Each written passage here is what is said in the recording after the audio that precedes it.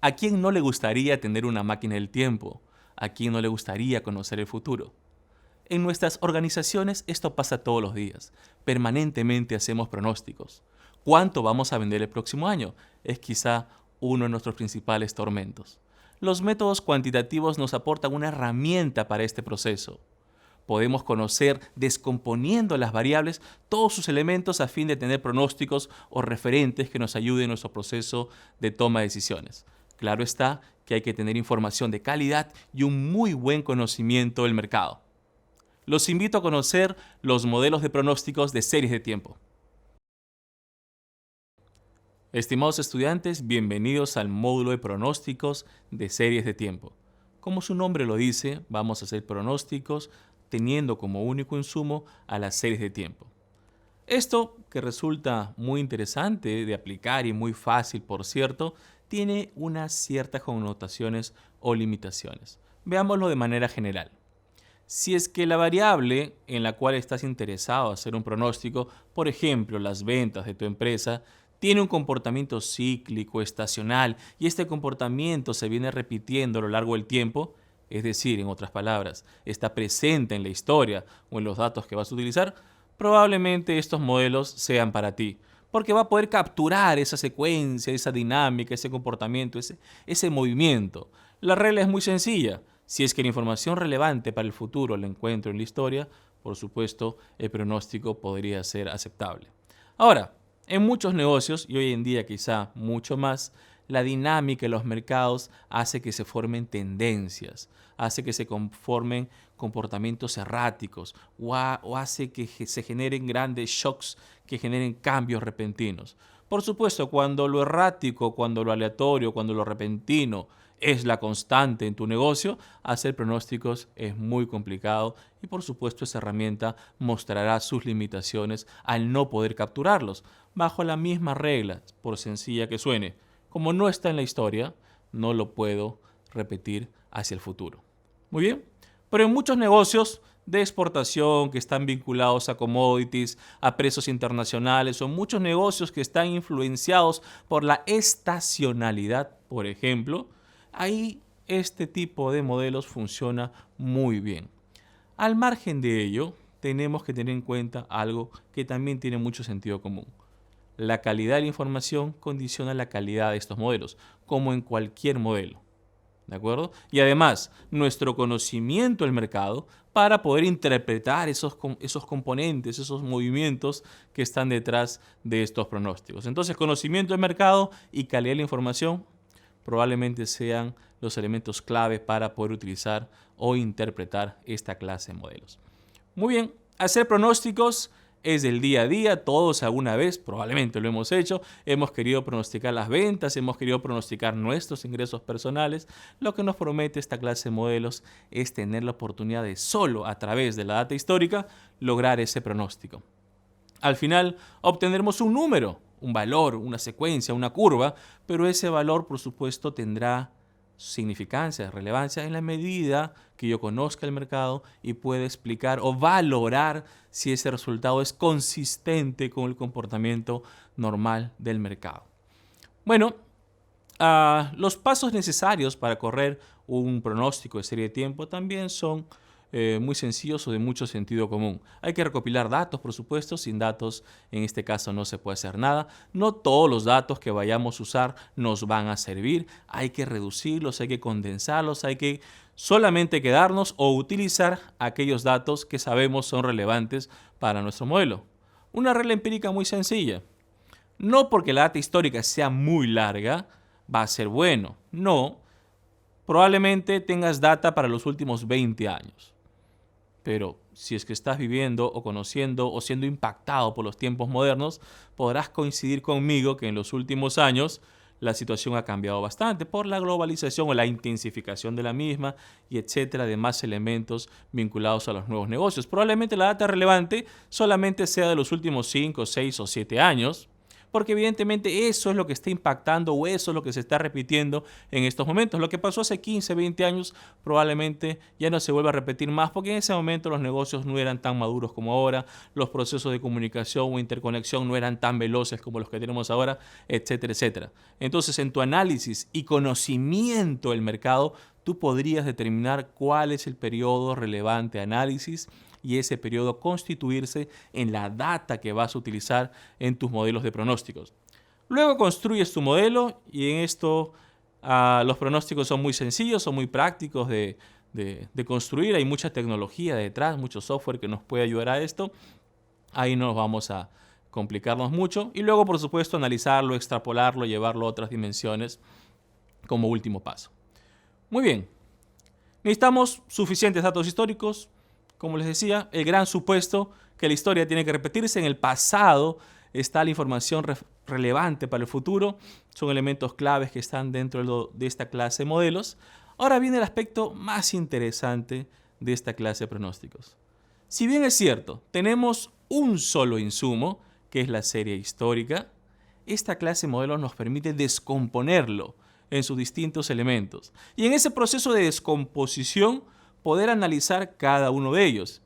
Y si lo queremos ver así, hacer un pronóstico de cada uno de sus componentes de manera independiente. Luego, al integrarlo, por supuesto, tendremos un pronóstico general. Una serie de tiempos se puede descomponer en tendencia, movimiento a lo largo de los valores de la serie de tiempo durante un número prolongado de años o un determinado periodo. ¿Qué tendencia? ¿Nuestro negocio va al alza? ¿Nuestro negocio va a la baja? Tiene que haber un movimiento prolongado, una tendencia. Eso es posible calcular y aislar. Fluctuaciones cíclicas o fluctuaciones estacionales. Comportamientos que se repiten, ya sea en un determinado periodo del tiempo o dentro de un año, ¿no? Como el PBI de los países. Por lo general, el PBI de los países siempre sigue comportamientos cíclicos, ¿no? Momentos de expansión, momentos de recesión.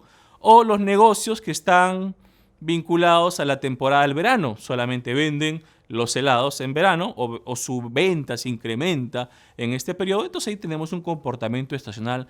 Cada verano habrá un comportamiento distinto al resto de los meses. Y también, por supuesto, componentes irregulares, no rastreables o modelables, también van a estar presentes en nuestra serie de tiempo. Si es que este último componente termina siendo el predominante, evidentemente los modelos de series de tiempo, los pronósticos de series de tiempo no nos van a ayudar. Muy bien, entonces nuestro pronóstico está vinculado o está relacionado a la suma de estos elementos. Como les decía, el poder descomponerlos nos da la oportunidad de construir buenos pronósticos. Un aspecto importante en estos modelos es el indicador que nos ayuda a evaluar la calidad del mismo. ¿De acuerdo? A eso le vamos a llamar el error del pronóstico. El cálculo es muy sencillo y en muchos de los aplicativos que vamos a usar, automático. El error del pronóstico es sencillamente la diferencia entre nuestro valor pronosticado y nuestro valor real. Imagínense que ya tenemos entre mano la fórmula para hacer el pronóstico. Entonces lo corremos hacia atrás, lo corremos hacia la data histórica. Y luego comparamos lo que el pronóstico está arrojando contra el dato real. Si nuestro modelo de pronóstico es bueno, entonces va a tener la capacidad de replicar el dato histórico. Y en la medida que sea igual, va a ser perfecto. Pero bueno, la diferencia entre ellos va a ser el error y en la medida que sea más pequeño, por supuesto, mejor el pronóstico. Y va a ser el indicador que vamos a utilizar para comparar entre modelos. Muy bien, veamos cómo funciona este error. Acá hay un pronóstico muy sencillo, tiene un gran supuesto que dice mi pronóstico es igual a mi último dato, ¿no? Entonces, si mi último dato, por ejemplo, fue 42, mi pronóstico va a ser 42. Es muy sencillo, pero lo utilizo para poder explicar lo que es el error. Entonces, el error sería la diferencia. 52, dato real, menos dato pronosticado, 42, o al revés si tú quieres. En tal caso, una diferencia de 10. En algunos casos saldrá positivo, en algunos casos saldrá negativo, esta diferencia sea como la calcules. Eso es el error. En la medida que esa columna de error sea lo más pequeña posible, entonces mejor calidad de mi modelo. Pero solo será válido cuando la compare con otros modelos, con otros errores, ¿no es cierto? Ahora, hay varias formas de calcular este error. Desde el cálculo del valor absoluto, la cuadrática o como un porcentaje. Considera que los errores pueden ser positivos o negativos. Si simplemente los sumáramos, se cancelarían entre ellos, ¿verdad? Entonces, para evitar ese efecto del signo, podemos elevarlo al cuadrado, podemos sacarle raíz cuadrada, podemos convertirlo en un porcentaje de algo, y ahí están las diferencias entre las tres formas típicas de cálculo de este error, ¿no? La desviación absoluta media, el error medio cuadrado o el porcentaje de error medio absoluto. Tres indicadores que en un mismo sentido me indican la calidad de mi modelo y que vamos a utilizar para compararlo cuando vayamos a la práctica. Muy bien, hay varios métodos de hacer pronósticos de serie de tiempo. El más sencillo de ellos es el promedio, un promedio simple. Si te preguntan cuánto va a ser tu pronóstico el próximo año, dices el promedio del último año. Vamos, es muy simple, pero aceptémoslo, muchas veces se usa. Sacar promedios siempre es fácil, obviamente puede tener muchísimos errores, pero constituye nuestro primer tipo de modelos. Sacarle sencillamente promedio a los últimos periodos. Y podría ser un promedio simple o podría ser un promedio móvil, cuando por supuesto decimos no hay que sacarle promedio a toda la data histórica, solamente saquémosle promedio al último año, saquémosle promedio al último semestre, al último trimestre. Entonces los datos más recientes, un determinado periodo de n periodos, puede constituir nuestro promedio móvil. Y será una media aritmética también, algo muy sencillo de procesar.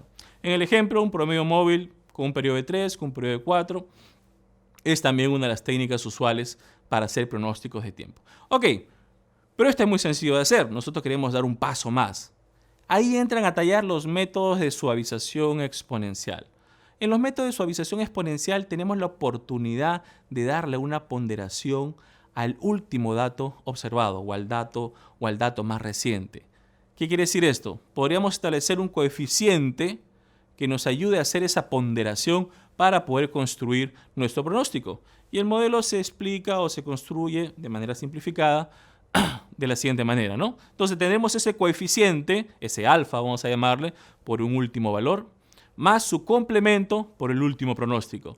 Eso debiera constituir nuestro pronóstico de suavización exponencial. Por ejemplo, en el ejemplo que ven en pantalla, podríamos tener un modelo con un alfa de 0.01 o con un alfa de 0.05. Ahora, suavización exponencial.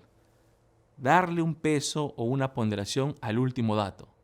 Esto mismo lo podemos hacer para cada uno de los componentes de nuestra serie de tiempo.